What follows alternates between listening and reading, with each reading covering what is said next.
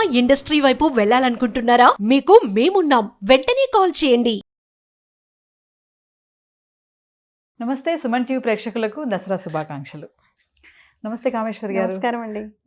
Madam, ఇప్పుడు దసరా నవరాత్రులు పాటించాల్సిన వాళ్ళు కొన్ని నియమాలు ఉంటాయి కదా.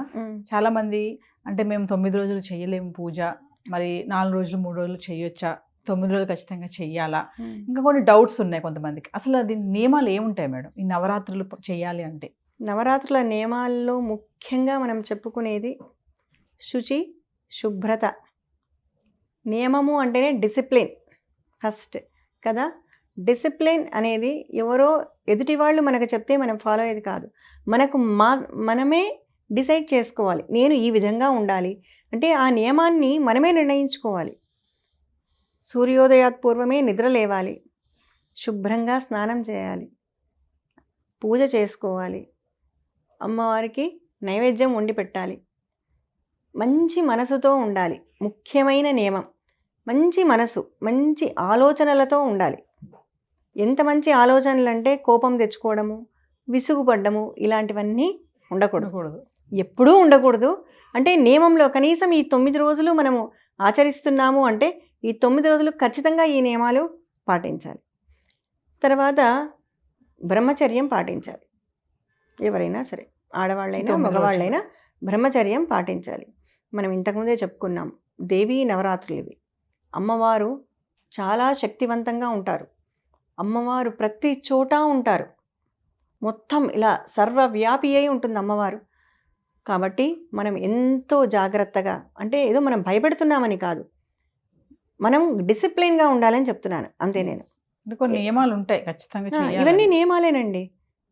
పొద్దున్నే నిద్ర లేవడము, ఇంటిని శుభ్రంగా ఉంచుకోవడము, స్నానం చేయడము, శుభ్రంగా వంట చేయడము, అమ్మవారికి నైవేద్యం సమర్పించడము, పూజ చేసుకోవడము. పూజ మనకు వచ్చిన శ్లోకాలు చెప్పుకోవచ్చు.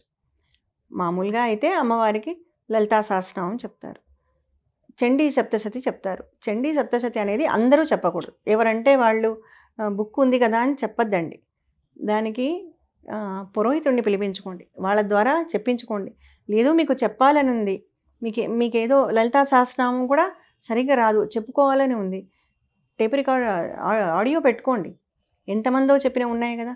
మన ఎంఎస్ సుబ్బలక్ష్మి గారి దగ్గర నుంచి ప్రియా సిస్టర్స్, లలితా సిస్టర్స్, చాలామంది ఎంతోమంది పాడారు. వాళ్ళందరూ చెప్పినవి రికార్డ్స్ పెట్టుకోండి. అవి చెప్తూ బుక్ పెట్టుకొని చదవండి. ఎప్పుడు కూడా అపశబ్దం ఉండకూడదు, అది చాలా తప్పు. అంటే భయం అని కాదు, నియమం. అది కూడా మనం చెప్పే శ్లోకము కరెక్ట్గా చెప్పాలి. మనకేమీ రాదు కానీ పూజ చేసుకోవాలని ఉంది, పూలు తెచ్చుకున్నారు, అన్నీ తెచ్చుకున్నారు, పూజకు అంతా సంసిద్ధం చేసుకున్నారు, మరి నాకేమీ రాదు, నేను ఎలా పూజ చేసుకోవాలి? శ్రీమాత్రే నమః చాలు. అమ్మవారి నామం, ఒక్క నామం. ఎన్నో నామాలు ఉన్నాయి అమ్మవారికి, ఒక్క నామమే పట్టుకోండి, ఆ నామమే జపిస్తూ ఉండండి, సరిపోతుంది. కానీ తప్పులు మాత్రం చేయకూడదు. 9 రోజులు చేయలేని కొంతమంది ఉంటారు. 9 రోజులు నేను చేయలేనండి పూజ అంటారు కదా. అలాంటి వాళ్ళు మేడం అంటే 1 రోజు 2 రోజులు చేసుకోవచ్చా? చేయొచ్చండి. 9 రోజులు చేయలేని వాళ్ళు 7 రోజులు చేసుకోవచ్చు. ఇదంతా మనకు ఒక బేసి సంఖ్యతో వస్తుంది అనమాట. 9 రోజులు చేయలేనప్పుడు 7 రోజులు చేయొచ్చు, లేదంటే 5 రోజులు చేయొచ్చు. అది కూడా కష్టం. 5 రోజులు అంటే చివరి 3 రోజులు చేసుకోవచ్చు అనమాట. చివరి 3 రోజులు.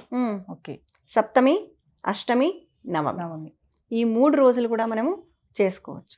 ఇప్పుడు ప్రెగ్నెంట్ లేడీస్ ఉంటారు, ఆ 3 రోజులు కూడా చేయలేని వాళ్ళు ఉన్నారనుకోండి, మహర్నవమి ఒక్కరోజు చేసుకున్నా సరిపోతుంది. ఓకే. లేదు మేము ఈ 9 రోజులు చేయలేదు, విజయదశమి చేసుకుంటామంటే మాత్రం వేస్ట్, చేసినా ఉపయోగం లేదు. ఎందుకంటే మహర్నవమి చివరి రోజు, అమ్మవారి రూపం, ఆ శక్తివంతమైన రూపం మనకు ఉండేది మహర్నవమి రోజే అన్నమాట. కాబట్టి మిగిలిన రోజులన్నీ 8 రోజులు చేయలేని వాళ్ళు కూడా మహర్నవమి రోజు అమ్మవారి పూజ చేసుకుంటే చాలా ఉత్తమంగా ఉంటుంది. ఈ గర్భిణీ స్త్రీలు ఉంటారు కదా మేడం, వాళ్ళు చేయొచ్చా పూజలు ఈ 9 రోజులు? గర్భిణీ స్త్రీలకు ఈ పూజనే కాదండి, ఏ పూజకైనా ఉన్నది ఒకటే నియమము. 5 నెలల వరకు చేసుకోవచ్చు. 5 నెలల తర్వాత ఏ పూజ కూడా, అంటే ఏదో నిత్య పూజ చేసుకోవచ్చు, దేవుడి దీపం పెట్టుకోవడము, అమ్మవారికి పూలు పెట్టి వాళ్ళకు తెలిసిన స్తోత్రాలు చదువుకోవడము, అంతవరకు ఓకే. కానీ 5 నెలల తర్వాత ఏ పూజ కూడా, అంటే ప్రత్యేకించి ఈ వ్రతాలు అని కానీ నియమంతో కూడినవి కానీ ఇలాంటివి ఏవి కూడా వద్దు అనే చెప్పారు పెద్దవాళ్ళు మనకు. వితంతువులు ఉంటారు వాళ్ళు మేడం, వాళ్ళు చేయొచ్చా? అసలు మనము ఆ పదమే అనకూడదండి. వీళ్ళను మనము పూర్వ సుహాసినులు అంటాం. పూర్వం వాళ్ళు సుహాసినులు, సుహాసినులు. పూర్వ సుహాసినులుగా మనం వాళ్ళను పిలుస్తూ ఉంటాము. ఆడవాళ్ళు, పెద్దవాళ్ళు, పిల్లలు, మగవాళ్ళు, వృద్ధులు, ఎవ్వరికైనా భగవంతుడు ఒక్కడే, అమ్మవారు ఒక్కరే, అందరూ పూజించవచ్చును. దీనికి ఎటువంటి నియమ నిబంధనలు లేవు, లేవు. తారతమ్యాలు లేవు. Yes. అందరూ ప్రతి ఒక్కరు కూడా అమ్మవారిని మనస్ఫూర్తిగా ప్రార్థించవచ్చు. మనసు ముఖ్యం. మనసుకు ఏమీ అంటరు. మనసు చాలా పవిత్రమైనది మనసు.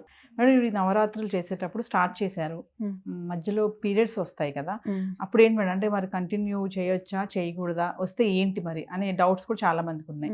ఇప్పుడు సాధారణంగా రెగ్యులర్గా చేసుకునే పూజ వచ్చినప్పుడు వచ్చేస్తే వెంటనే ఆపేయాలి. ఆపేసి 5వ రోజు అంటే 4 రోజు స్నానం చేయాలి. అలాగే 5వ రోజు కూడా స్నానం చేయాలి. తలస్నానం చేసిన తర్వాత మళ్ళీ మారు స్నానం అని చేస్తారు 5వ రోజు. మారు స్నానం చేసిన తర్వాత వాళ్ళు పూజాధికాలన్నీ చేసుకోవచ్చు, కంటిన్యూ చేసుకోవచ్చు అన్నమాట. ఇది ఏ పూజలకైనా కూడా అదే వర్తిస్తుంది. ఇప్పుడు ముఖ్యంగా ఇలాంటి ముఖ్యమైన దినాల్లో ఖచ్చితంగా ఫాలో అవ్వాలి.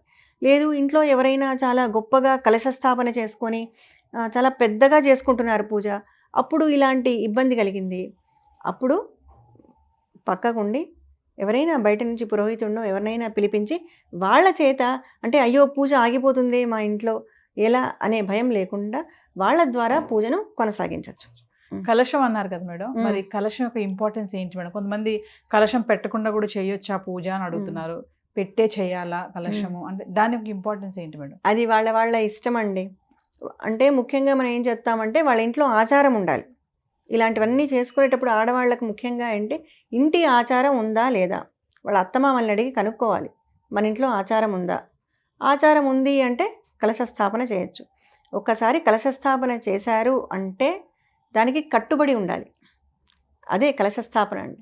కలశ స్థాపన చేశామంటే మేము ఖచ్చితంగా ఈ రోజు నుంచి ఈ రోజు వరకు ఈ 9 రోజులు మేము ఖచ్చితంగా పూజను ఆచరిస్తాము, ఈ విధి విధానాలన్నీ కూడా మేము ఫాలో అవుతాము అని చెప్పుకునేదే కలశ స్థాపన.